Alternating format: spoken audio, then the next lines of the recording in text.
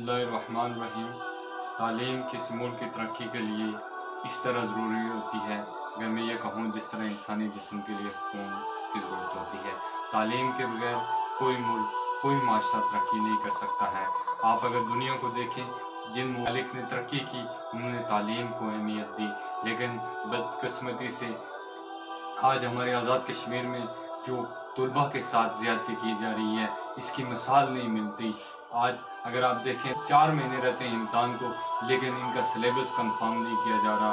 तमाम बच्चे परेशान हाल हैं, हमारे बच्चों का मुस्तकबिल तारीख किया जा रहा है, लेकिन हमारी अवाम सोए हुए हैं। मैं अपनी अवाम से कहता हूँ, आप आटे के लिए निकलते हो, लेकिन आप भूख से नहीं मरोगे, अल्लाह आपको रिज़्क देगा। लेकिन यहाँ पे आप क्यों खामोश हो? इसके लिए भी आप निकलो। यहाँ तो सवाल आपके बच्चों के मुस्तकबिल का है। यहाँ पे अगर आप नहीं निकले तो ये आप अपनी नस्लों के साथ ज़्यादती करेंगे। ये कौन लोग हैं जो इसके ज़िम्मेदार हैं?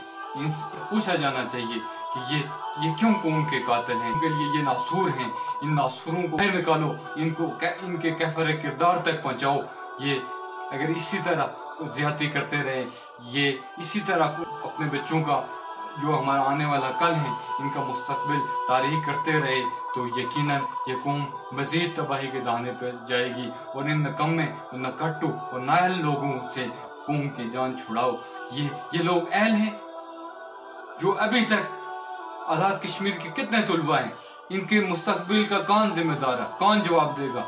इनका मुस्तकबिल तारीख किया जा रहा है और हमारी अवाम खामोश बैठी है। नारा निकले, ये आपके बच्चों के मुस्तकबिल का सवाल है।